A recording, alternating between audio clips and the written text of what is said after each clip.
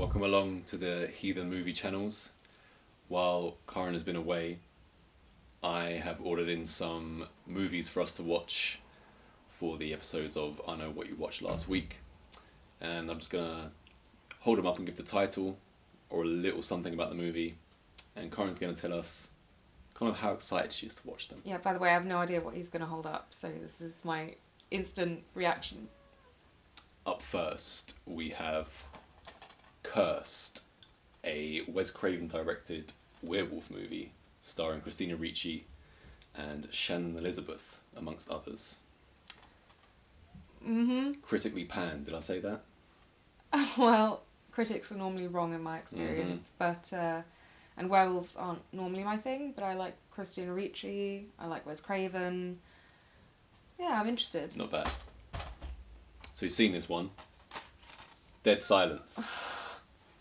Why the sigh of despair? Because I hate this movie. How can you hate this This movie? movie has now come to haunt me because you take every opportunity you can, and now that we have it on DVD, I dread to think how many times I'm going to have to watch that actor leave his mouth open at the most inappropriate moments. I mean, the whole premise of the film is keeping your mouth closed, right? And then he's just... Thank you, Ryan Quanten, for the open mouth performance, because it also gave birth to a Dead Silence drinking game. Yeah, it was a pretty... So at least you have that out of it. If you ever really want to get smashed and watch a horror movie as a drinking game, drink every time he leaves his mouth open. So you're not that excited to watch Dead Silence again? No, I could quite happily How live without about it now. the remake of the original Texas Chainsaw Massacre? I haven't seen this one though, have Mm-mm. I? Right. When's it from? I think around 2006, 2003. I mean, I can't see, but I'm going to guess 2003. The Texas Chainsaw Massacre remake. yeah, I don't think it's going to be anywhere near as good as the original. So we'll see if it's entertaining in its own Not looking way. forward to it. Mm-mm. Shadow of the Vampire, lesser known vampire movie starring Willem Dafoe and John Malkovich, along with English comedian Eddie Izzard. Eddie Izzard's So in quite a it. cast. Yeah, I mean that's Willem that Dafoe there lineup as Count and Orlok. the whole... Since watching Dracula the first time years ago when you made me watch it, or The let Francis me Ford watch Coppola. it. Yeah, I've been really into it. So, and also that lineup of actors. I mean, yeah, I'm excited Let for you that one. watch it. Yeah, you brought it into my life. Another one that you've seen, and I know that you love, The Faculty. Ah, yeah, top 3. So Top 3 of all time, that is, in case you missed for me, the previous yeah. information. And a good starter for kids. For kids, this is a movie. Yeah. The Faculty, with its female nudity, is a movie for children. I agree. Up next, we've got horror comedy Slither. This is directed by the guy who now makes Guardians of the Galaxy movies.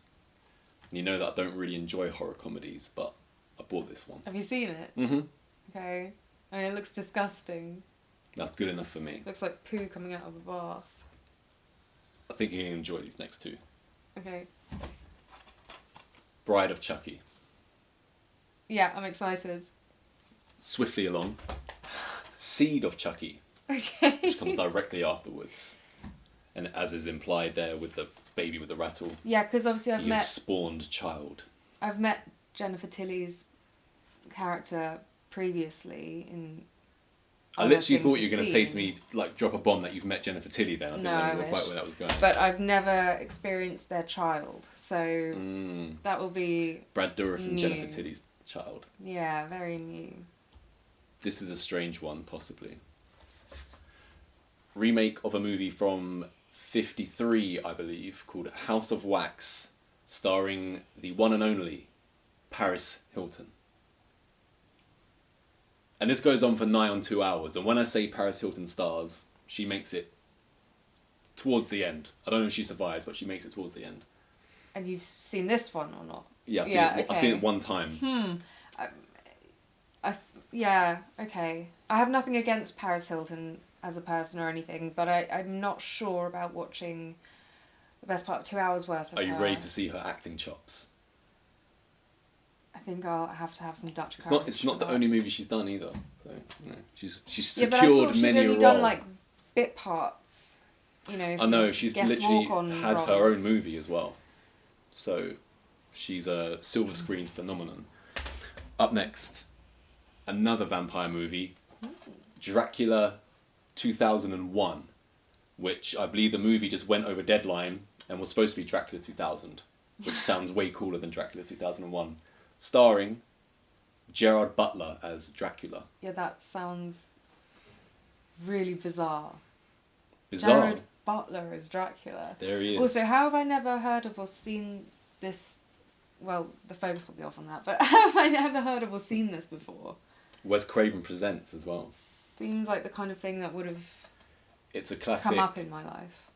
dumb, fun horror movie which you can just sit back and relax to. Now this one I've avoided for a while, even though I love Clive Barker. Clive Barker's Book of Blood.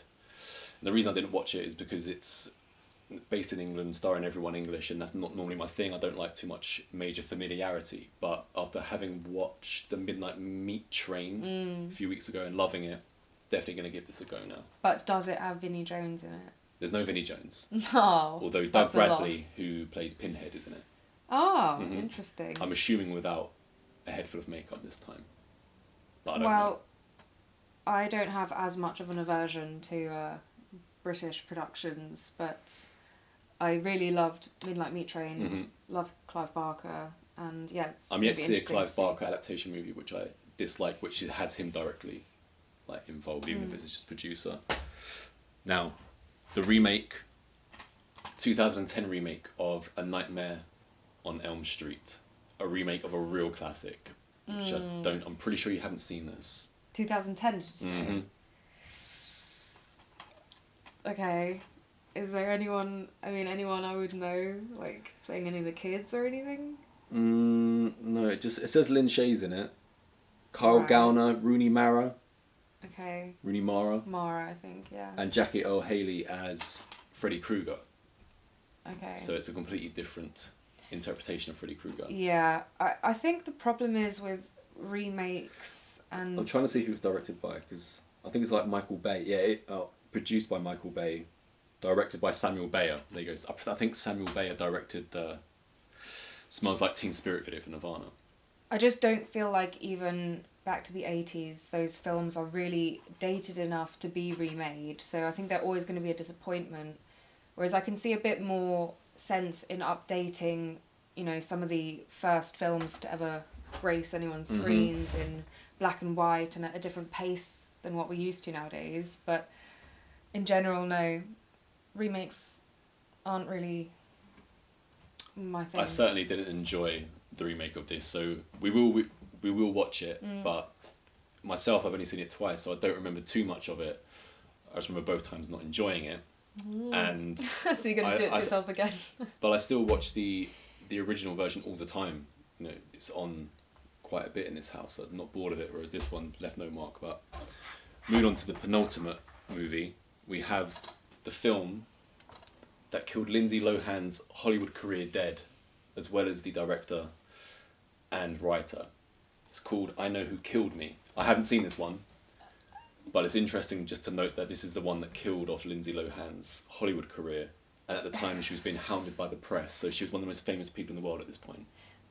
This is supposed to be atrocious, by the way. Yeah, I feel like just from the cover, it looks super low rent. It seems more like something that would be offered to someone years after having already destroyed their career. It's disappointing. I've just seen on the back that there is no commentary. That would have been fun, seeing as this is supposed to be a car crash of a movie. But as a car crash of a movie, I'm looking forward to it. I normally enjoy a car crash. Yeah, I feel a bit bad for Lindsay Lohan, but She's ready for a comeback. yeah. Now, we've gone through 12 or so movies, most of them horror. And last up, we have something a bit different. It's a double feature, double pack. The Princess Diaries and The Princess Diaries Part 2. Because I couldn't see what was going on under this cover, so I wasn't sure if you even had any left, and it seemed like there was barely anything. And if you hadn't pulled that out, I would have you would have been in the doghouse. Because you told me whilst I was away that you'd gotten it. This has been on request, so I did add it to the order. I can't say I'm looking forward to it, but Karin's had to watch, I don't know, probably 50 movies at my behest, so I've got to watch a few now and Every again. now and then. And The Princess Diaries is the one that's been chosen. Yeah, just think of it as, you know, broadening your palette of film and cinema. Mm. And I feel like the first one is kind of a little time capsule, so you might enjoy just that for being that of it, you know, because you like a lot of those sort of slightly more aimed at girls movies from the period. Are you outing me? What movies are we talking like about? Clueless. Clueless, yeah, I do. Yeah. Absolutely. You love that Clueless. movie. Yeah. So I feel like there's maybe some elements Are you really you'll going to relate put with. The Princess Diaries, even though I haven't seen it, in the same breath as Clueless? Surely it can't. What's this rated? This is rated U. I think Clueless she's is supposed to be 15, I think. younger. So this is a children's movie. I haven't watched it in a really long time. I just remember I had it as a child. My children's movie is RoboCop and Hellraiser 2. And I've been desperate to watch it, so yeah. But I'm more excited for the second one. These are the movies that I'm most scared of viewing out of everything. That's true horror. And I might have to watch it first just to get it out of the way. Yeah. Oh, and I think we should then also include it in I Know What You Watched Last Week, just to hear what you have to say about it. Yeah, that wasn't on the cards as far as I was concerned, but yeah, okay, we'll do it.